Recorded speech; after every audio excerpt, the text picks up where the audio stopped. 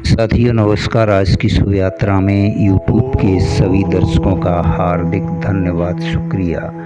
पांतजल योग सूत्र योग दर्शन सूत्र 15 में कहते हैं, साथियों, परिणाम, दुख, ताप, दुख और संस्कार।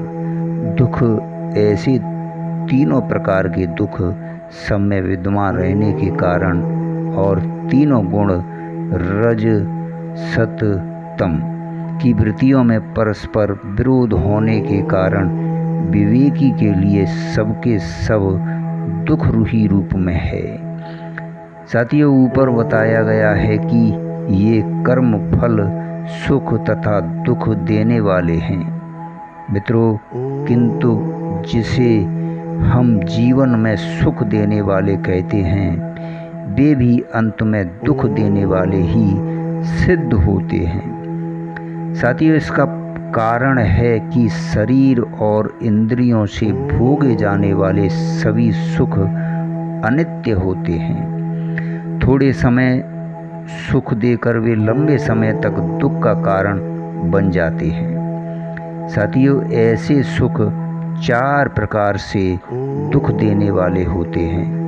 पहला परिणाम दुख है, जिसमें विषयों को भोगते समय तो वे आनंद देते हैं, किंतु उनका परिणाम दुख ही होता है। जैसे स्त्री संसर्ग, सुस्वाद भोजन, नशा आदि भोगते समय सुखद प्रतीत होते हैं, किंतु इनका परिणाम बल, वीर, तेज की क्षति, बच्चों का पालन पोषण, व्याधियों का होना आदि परिणाम दुख हैं। साथियों, इसी प्रकार भोगने की शक्ति समाप्त होने पर उन भोगों के प्रति जो तृष्णा रह जाती है वह भी दुख का कारण होती है।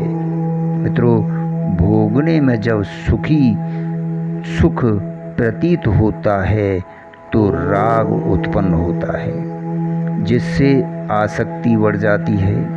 यह राग भी क्लेश है जो दुख का कारण है। मित्रों, इस आसक्ति के कारण ही मनुष्य अनेक पाप पुण्य करके भी उन्हें प्राप्त करना चाहता है। साधनों में विघ्न आने पर द्वेष उत्पन्न होगा। साथियों, इससे वह हिंसा, चोरी, बलात्कार आदि अनेक कुकृत्य करेगा, जिससे वह सजा भी पाएगा। इसलिए ऐसे सभी कर्मों का परिणाम दुख ही है।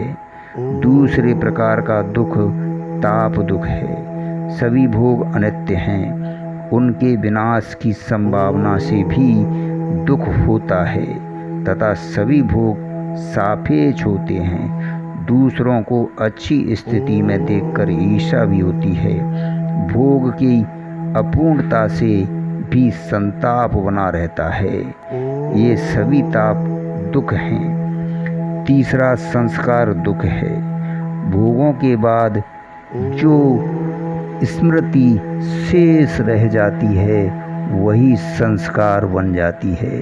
मित्रों, अतीत की स्मृतियों के बार बार आने से व्यक्ति दुखी होता है। ये संस्कार अगले जन्मों में भी दुख का कारण बनते हैं। मित्रों, चौथा गुण वृत्ति विरोध से उत्पन्न दुख है। सभी कर्म तीनों गुण सत रज तम से मिश्रित होते हैं, जो परस्पर विरोधी हैं। इसलिए भोग काल में भी दुख की प्रतीत होती है। साथियों, इसलिए विवेकी जन के लिए दोनों ही प्रकार के भोग, चाहे वे दुख देने वाले हों अथवा सुख देने वाले, सबके सब दुख रूप ही हैं, जो त्याज्य हैं। साथियों, इसलिए ज्ञानी तो स्वर्ग सुख को भी त्याग कर मोक्ष की ही इच्छा करते हैं। वासनाग्रस्त ही स्वर्ग की चाह रखता है। अष्टावक्र राजा जनक से इसलिए कहते हैं कि हे प्रिय, यदि तुम मुक्त चाहते हो तो भूषियों को विष के समान छोड़ दें और क्षमा, आर्जव, दया, संतोष, और सत्य को अमृत के समान सेवन करें। मित्रों, अष्टावक्र गीता श्लोक 1-2 भाग में भगवान कृष्ण ने गीता में कहा है कि इंद्रिय तथा विषयों के संयोग से उत्पन्न होने वाले सब भोग हैं। यद्यपि विषयी पुरुष को सुख रूप भासते हैं तो वे भी निसंदेह दुख के ही हेतु हैं। यदि अंत वाले अर्थात अनित्य हैं, इसलिए हे अर्जुन, बुद्धिमान विवेकी पुरुष उनमें नहीं रमता। साथियों, धन्यवाद, शुक्रिया। आज की शुभ यात्रा में अगले सूत्र में आपसे फिर मिलते हैं।